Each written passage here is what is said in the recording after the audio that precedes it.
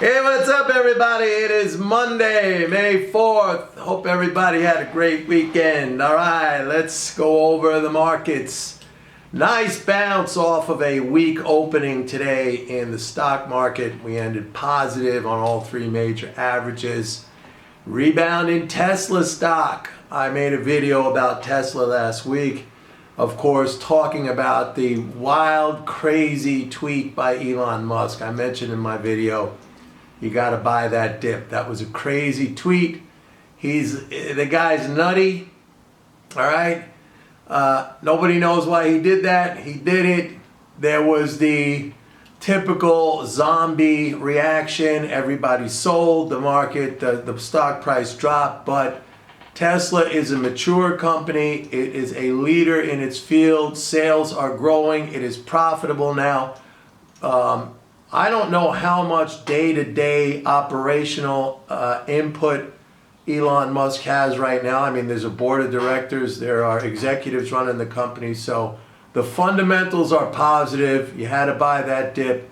It is moving higher. But let's talk about the overall picture, which is, of course, the primary thing that I focus on. And what we have, if you set aside the devastating and the really scary and depressing aspect of the virus, of COVID-19, which is terrible, and hopefully at some point down the road we have a vaccine for that. If you set that aside and if you look at the environment right now, this is really a fascinating real-time sort of experiment in a massive governmental response against a major health crisis. Now, this is different than the 2008 great financial crash, which was a financial panic. This is something which we have not experienced before. And basically, so far, the response has been massive fiscal support and monetary support. The monetary support, not so much as a ameliorating factor other than to calm financial markets. But I've spoken a lot about monetary policy and its ineffectiveness, and actually how it is a detriment in many cases to turning the economy around. I mean, if you think about the Fed's actions and the purchases of trillions upon trillions in assets, yes, there's been that enormous dump of reserves into the banking system, but at the same time, the removal of trillions in treasury assets, that is the highest quality collateral in the global financial system. It is a net it transfers income. Those securities earn income, so it's a net drain of income from all that stuff. I mean, I've been over that stuff a zillion times. But this time what we have as well is a massive fiscal response. And so to me, as an economist, as somebody who has been a proponent of MMT for a long time, it's very interesting to look at what is going on right now and make a call, make a bet basically on what the outcome is. And I say the outcome, I believe, is going to be a positive outcome. I mean, if you look at the numbers right now, I believe it's about 3.7 trillion. It is up 700 billion. Spending is up 700 billion over the same time 700 billion. Just to give you some perspective, at this time last year, which last year was a record fiscal spending year, at this time last year, spending was up 200 billion. So we're more than 3.5 times over the pace of spending last year. 700 billion, and all this happened in a very short period of time. Bank deposits are now at 15 trillion. Since January, bank deposits have gone up by almost $2 trillion, and $1.5 trillion of that came in the last 6 weeks. Now, to give you some perspective on that, normally it would take the better part of an entire year to see, in a good economy, to see bank deposits grow that much. And we did it in 6 weeks. So what does it mean? The system is flush with cash. The problem is everything's closed. But we're starting to reopen now. States are starting to reopen. I see it here, even in New York, which is a closed state. I mean, I could just see it by automobile traffic, movement of cars and vehicles. I mean, there has been a noticeable pickup in that.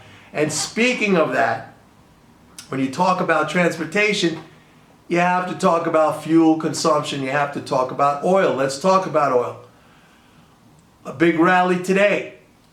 Crude almost at 22 about. I mean, if we spoke about these numbers 6 weeks ago, we'd be, oh my God, 22. But like, we're coming off of a negative oil price. Almost 22 a barrel today. We are going to see, I mean, this could be a pivotal week for oil when you think about it.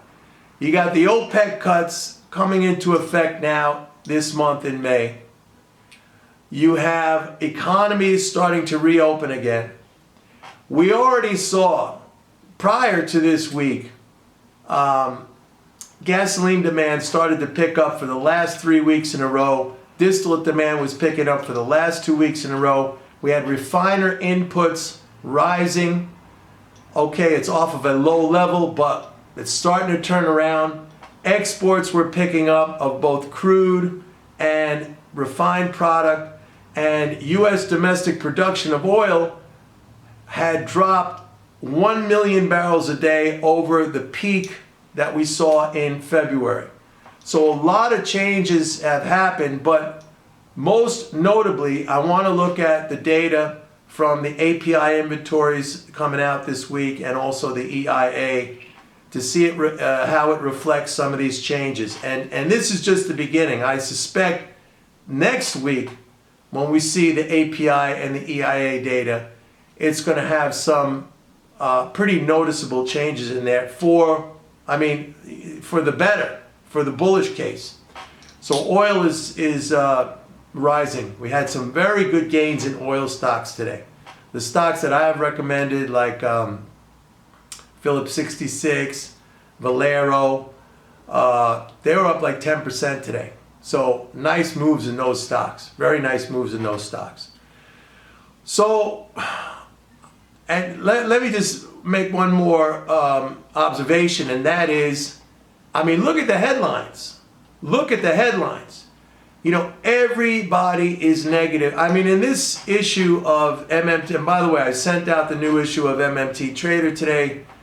Go to my website if you want to sign up for a 30-day free trial. The link is right here in the description below. But I clipped out just, you know, a small sampling of some of the headlines. And I'm sure you know, because I'm sure you're seeing it, no matter where you go, it is gloom and doom everywhere. Now, I'll admit, it could be quite possible that this reopening of the economy and the relaxation of the lockdowns results in another spike and then another period of these lockdowns, and that would be really bad for the markets, all right?